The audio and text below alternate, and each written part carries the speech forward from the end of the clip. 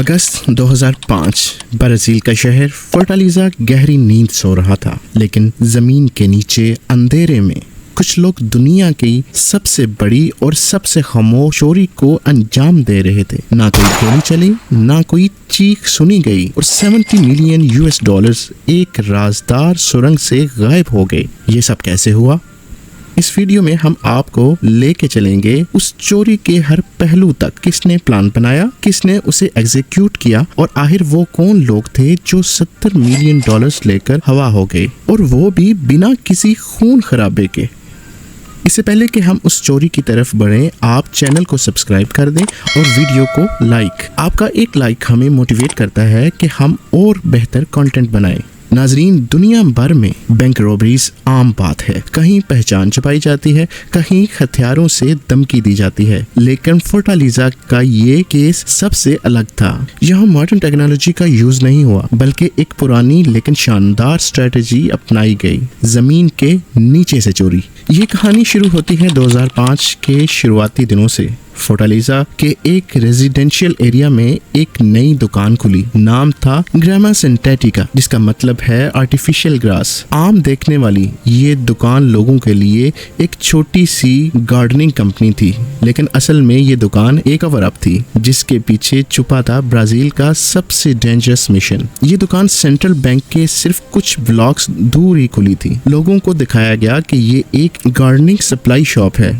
दुकान में normal activity होती थी ताकि किसी को शक न हो। इस दुकान के अंदर से जमीन के नीचे एक टनल बनाई गई, सीधा सेंट्रल बैंक ऑफ ब्राजील के नीचे वाले वॉल तक। इस टनल की लंबाई थी तकरीबन 78 मीटर्स, यानी 256 फीट। और सिर्फ लंबाई ही नहीं, इस टनल की क्वालिटी भी हैरत अंगेज थी। इस टनल को बनाना सबसे मुश्किल काम था। रात को ही खुदाई होती थी ताकि ट्रैफिक और आसपास के लोग डिस्टर्ब न हो। मट्टी को दुकान के अंदर स्टोर किया जाता, ये चुप चुप के रिमूव किया जाता। हर 2 से 3 मीटर पर वुडन सपोर्ट बीम्स लगाई जाती ताकि टनल कोलैप्स ना हो। टनल में लो वोल्टेज लाइट्स और फैंस भी लगाए गए ताकि अंदर काम करते वक्त सफोकेशन ना हो। ये काम सिर्फ 1 या 2 लोगों का नहीं था, ये एक फुल टीम एफर्ट थी। इंजीनियर, प्लानर्स जो टनल को रूट और सेफ्टी डिजाइन प्लान करते थे, डिगर्स, वर्कर्स जो रात के वक्त टनल बनाते, सरफेस क्रू दिन के वक्त दुकान का काम चलाते ताकि कोई शक न हो, लॉजिस्टिक्स जो पैसे ट्रांसपोर्ट करने के लिए रिस्पॉन्सिबल थे, लीडर, मास्टरमाइंड टेनियो जेस्विन एलेफ्स डस राइस जो प्लानिंग और कोऑर्डिनेशन कर रहा था। हर आदमी को अपनी जिम्मेदारी का पता था और डिसिप्लिन इतना था कि किसी भी लेवल पर कोई शोर या किसी को शक नहीं हुआ। चोरों ने बैंक की रूटीन एक्टिविटी, वॉल टाइमिंग और गार्ड शेड्यूल को डिटेल में मॉनिटर किया। किस वक्त बैंक बंद होता है, वॉल किस जगह पर है, वॉल के नीचे का फ्लोर किस मटेरियल का बना हुआ है, क्या वॉल में अलार्म सिस्टम है, क्या टनल बनाते वक्त वाइब्रेशन से कोई सेंसर ट्रिगर हो सकता है। 5 अगस्त 2005 वीकेंड, फ्राइडे नाइट, ये वो दिन था जिस दिन इस चोरी को अंजाम दिया जाना था। चोरों ने टनल के जरिए सेंट्रल बैंक के नीचे तक रास्ता तय कर लिया था। अब अगला टारगेट था वॉल का फ्लोर तोड़ना, लेकिन बिना किसी आवाज के। वॉल के नीचे का कंक्रीट स्लैब काटा गया बहुत ही केयरफुली ताकि कोई वाइब्रेशन या नॉइज डिटेक्ट ना हो। वॉल्ट में जो सेक्शन उनका टारगेट था, वहाँ ओल्ड करेंसी नोट स्टोर किए जाते थे, वो पैसे जो सर्कुलेशन से निकलकर जलाए जाने वाले थे, मगर उस वक्त तक वो नोट बैंक में पड़े थे। तकरीबन 160 मिलियन ब्राजीलियन रियल यानी 70 मिलियन यूएसडी डॉलर के बराबर। चोरों ने 3 दिन तक 6, 7 और 8 अगस्त कैश वॉल से उठाया, नोट गिने गए, प्लास्टिक बैग्स में डाले गए और टनल के जरिए दोबारा दुकान के अंदर ले जाए गए। सब कुछ बिल्कुल खामोशी से हुआ, ना कोई सीसीटीवी, ना कुछ रिकॉर्ड किया, ना किसी अलार्म ने काम किया। ये चोरी इसलिए भी हिस्टोरिक थी कि इसमें एक भी गोली नहीं चली और किसी इंसान को चोट तक नहीं लगी। जब बैंक खुला, सब कुछ बदल चुका था। 8 अगस्त 2005 को जब बैंक का स्टाफ वापस आया तो उन्होंने देखा कि वॉल का फ्लोर नीचे से टूटा हुआ था और अंदर पड़ी कैश बैग्स गायब हैं। पहले तो लगा कोई टेक्निकल फॉल्ट हुआ है, लेकिन जब नीचे इंस्पेक्शन हुई तो 78 मीटर लंबी टनल का राज खुल गया। पुलिस ने फौरन बैंक को सील किया और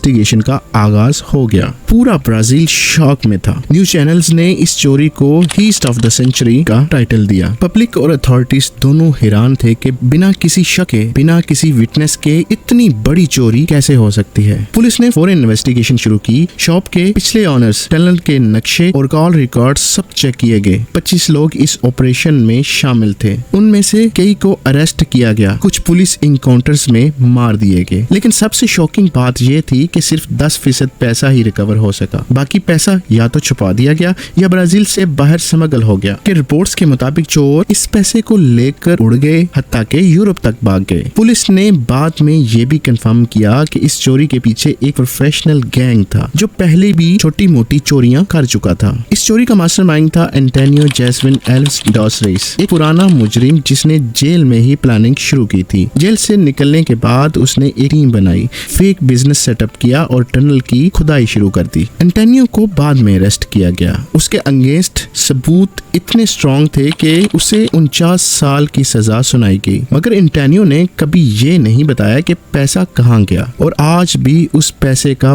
बड़ा हिस्सा मिस्ट्री बना हुआ है। फोर्टालेज़ा बैंक हीस्ट सिर्फ एक चोरी नहीं थी, ये एक मिसाल थी कि इंसानी जहन अगर प्लान करे तो जमीन के नीचे से भी बैंक लूट सकता है। न वजह थी बदकिस्मती की, न किसी गॉड की गलती। ये चोरी सिर्फ और सिर्फ प्लानिंग और पेशेंस का नतीजा थी। आज भी ब्राजील में लोग इस चोरी को एक अर्बन लेजेंड के तौर पर याद करते हैं। ये सबक भी है कि हर बड़े वॉल और अलार्म सिस्टम के बावजूद अगर आप सिस्टम तक पहुंच जाएं तो सब कुछ मुमकिन है। नेटफ्लिक्स पर इस चोरी पर $3 टन the great robbery of Brazil Central Bank नाम की डॉक्यूमेंट्री भी मौजूद है। तो दोस्तों, कैसी लगी आपको ये कहानी? क्या आपके ख्याल में ये चोरी सिर्फ एक जुर्म थी या एक इंटेलिजेंट ऑपरेशन? आपका जवाब नीचे कमेंट में जरूर चाहिए। और अगर आपको वीडियो पसंद आई हो तो लाइक जरूर करें, चैनल को सब्सक्राइब करें और बेल आइकन प्रेस करें ताकि आपको ऐसे ही और सस्पेंसफुल और सच्ची क्राइम स्टोरीज मिलती रहें।